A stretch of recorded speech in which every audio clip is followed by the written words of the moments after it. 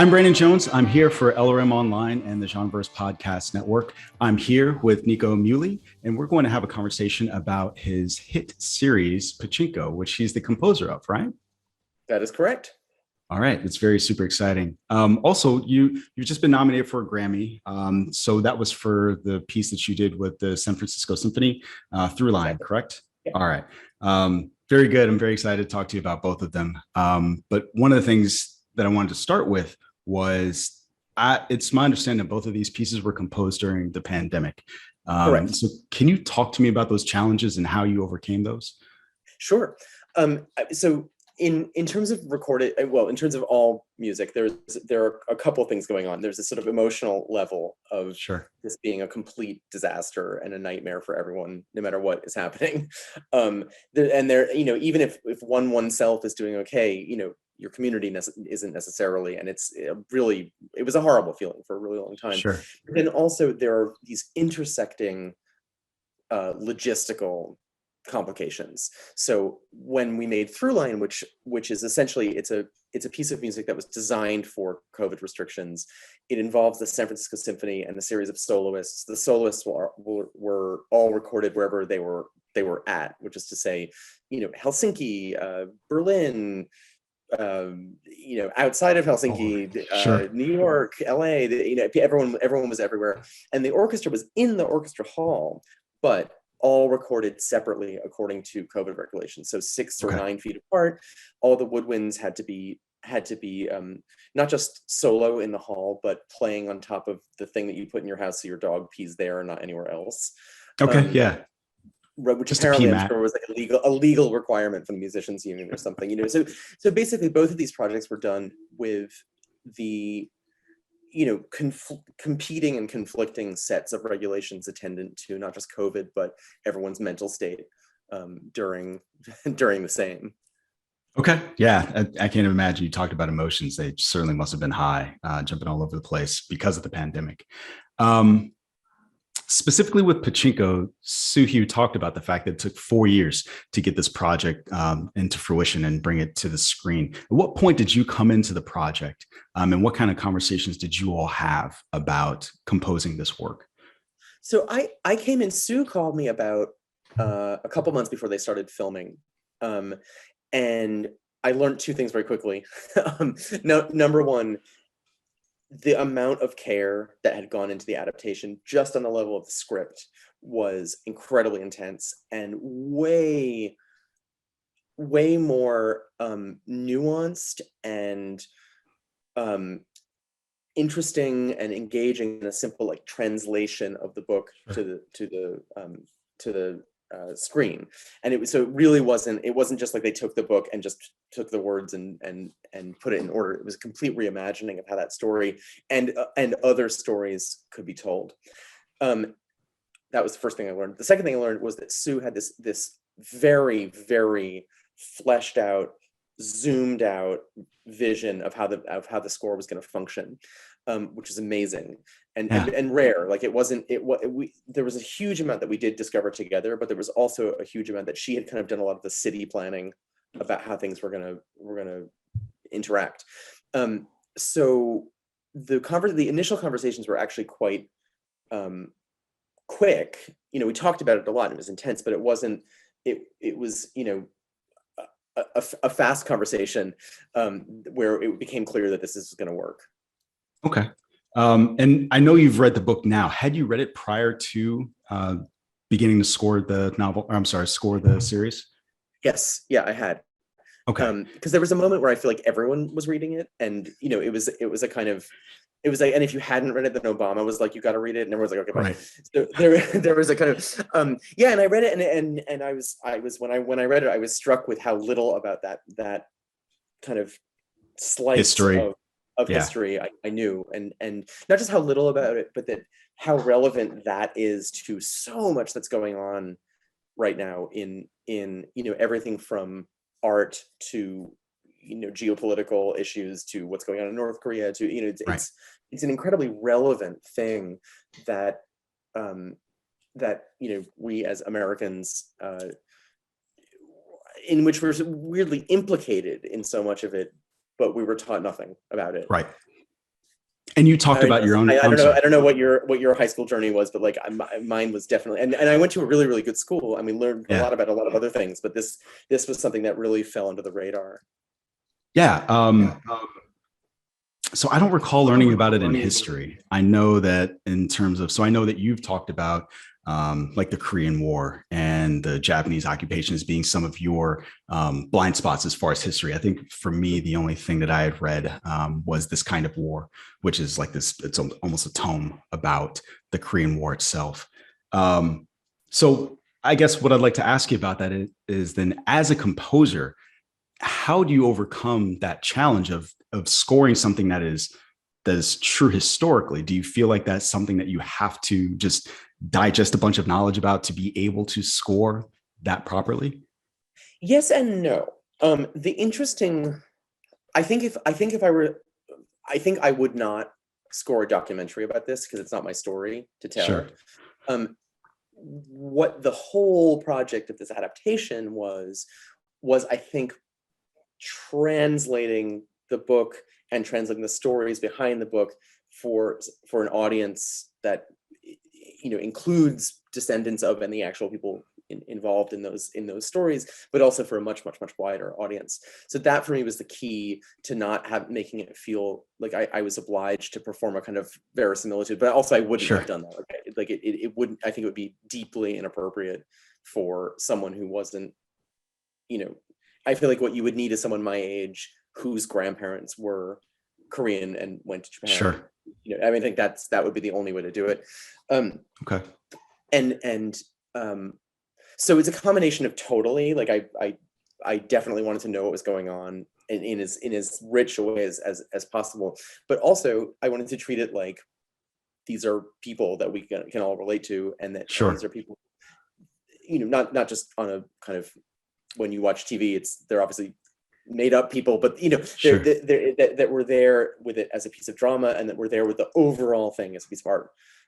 So that was my approach, and it goes without saying that that was a conversation that we had to have very early on. Was that I was not interested in doing any kind of musical appropriation. Like there was not going to be like a shakuhachi coming down the runway. Sure. Like, it's like that's not like, so that those were, I mean, it was something that we talked about and then agreed that we were not going to talk about again. Got it. As a musical layperson, what seemed daunting to me watching Pachinko is the fact that this is a series that crosses countries and generations and timelines. As a composer, that seems, I feel like that has to be daunting. You tell me if I'm wrong. Like, how did you navigate that? Okay, how did you navigate that? Well, one of the first things that I decided, with very much in consultation with Sue, was that we were not going to do a this time period has this music, this time period has this music kind of vibe, because it shuttled too quickly to make that make sense. It was just, and there were so many moments when it did this or even more did, there are so many moments where you were not just linking time periods, but you were linking 5 time periods and the same person in different times of her life, and there's a lot going on. And so having made that decision that we weren't going to assign that time was going to become in a sense irrelevant to the score, that then the next step was to say, okay, then what is going to bind these things together? And the thing that I tried to do was to write pieces early on which belonged to characters in specific situations. So I wanted to have music that really related to Sunja in her happiest form, which we only hear twice. And that's literally when she's with her dad in episode 1, and at the very end when she's selling kimchi in episode 8. Yeah. And so that you're always approaching that, but you never get it because her life is miserable, but also beautiful and all these other things. And then there was music that related to Solomon, specifically when he was like thinking back, right? So it's music about him remembering. And then there's music that relates to Hannah, and there's music, but it's not themes, right? It's not kind of Wagnerian, but it's sort of music that haunts them. It's music that's like on their skin that they bring through. So that really opened, that was the kind of the key to make it okay.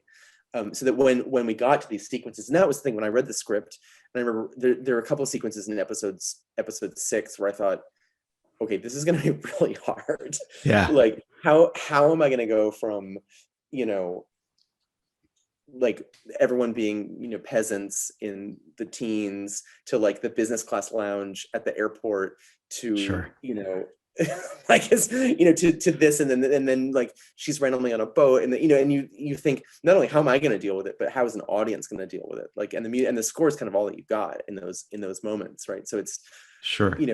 And I say I should also point out, it's the score, it's sound design, it's the way that things overlap. It was a big team effort to make it cohere. Right. And so you've kind of hinted at this a little bit in talking about a translation versus what they've done with this series. One of the things that I imagine, having read the book before you started doing this, would be kind of jarring, is it was told very linearly in the book.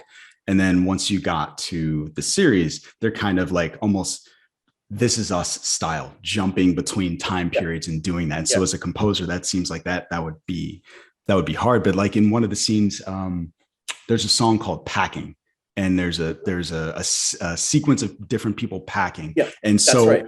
To your point about not wanting to try to have different music in different time periods, like you had to have just that linkage between all of that. That was the sequence that when I read it, I thought that was actually what I was talking about. And that was, interestingly, I'd set myself up for being okay, because there are so many little gestures that go into that, that's that scene, that montage is a big kind of vessel into which I put kind of scraps from all over the place.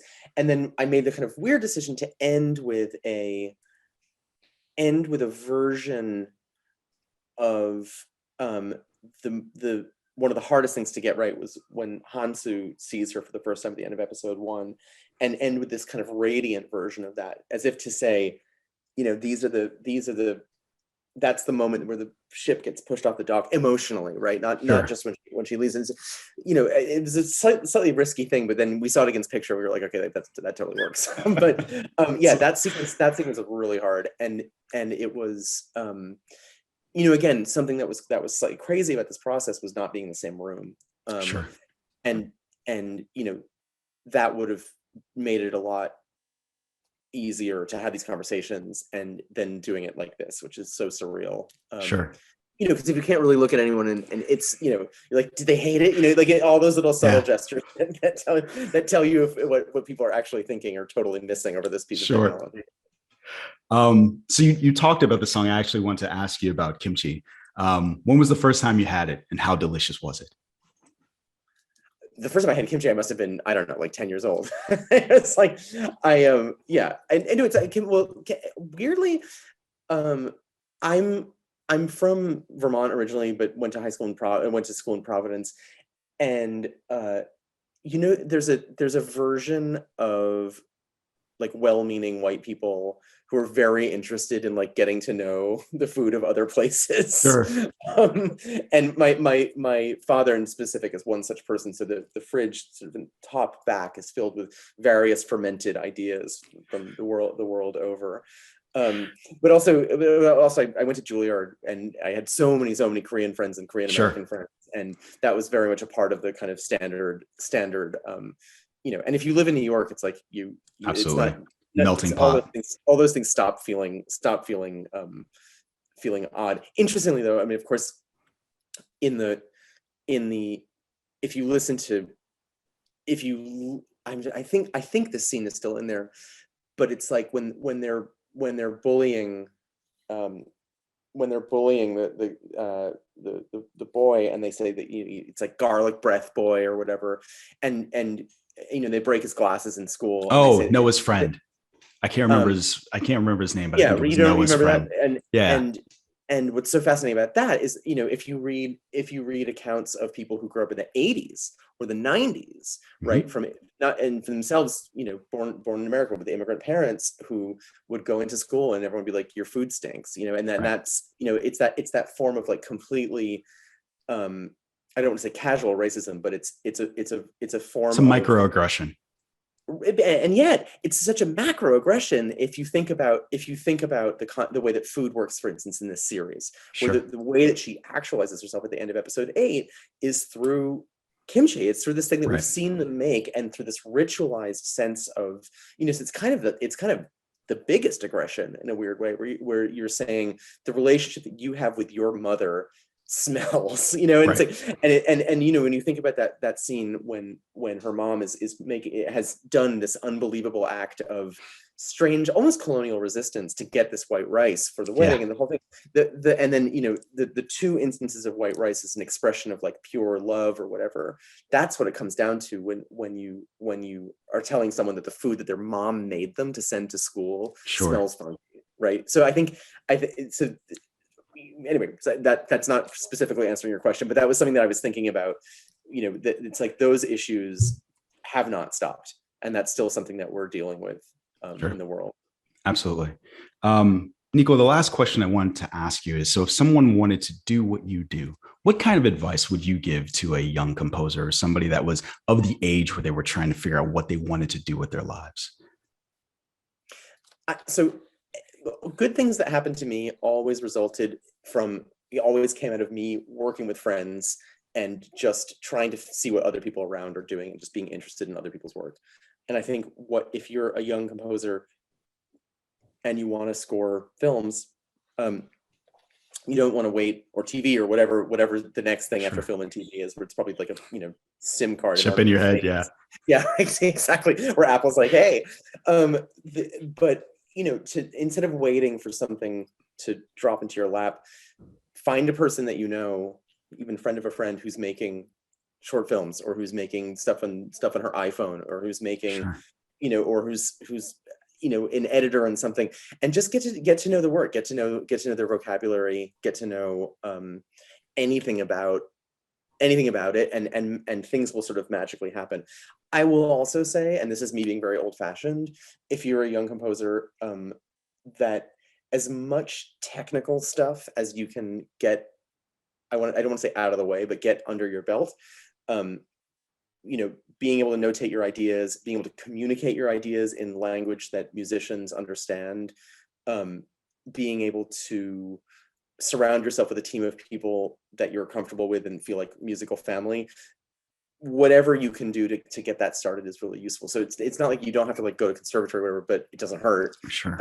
But it's also, I think there are a lot of conversations that are worthwhile conversations, but about notation and kind of formal things being in some way gatekeeping between who has access to things and who doesn't. And the answer is kind of sort of, because for me those skills relate really specifically to how you engage with other musicians. So it's not just like, oh, you didn't write it out nicely, you suck. It's like, if you would like your session to start from a level of mutual understanding between you and the trombonist, it's not a bad thing to understand how the trombone goes and how how to notate the certain things that you want. And and the earlier that you do that, the less it'll feel like a chore, and the more it'll feel like, I got this. That makes sense. Well, thank you for that. Nico, I want to say thank you. I appreciate you sitting down with me. My pleasure. Thank you for your excellent questions. Oh, no, thank you. Thank you for saying that. I appreciate it. Pachinko is an excellent series and the music is great. So I had a really good time listening to the score after I watched it and while I was watching it. So congratulations on your success, and I look forward. You're coming back for season 2, right? There's a season 2. I hope so. Tell Apple to call me. I'm going to tell Apple to call you. Okay, great. Thank you. All right, talk to you soon.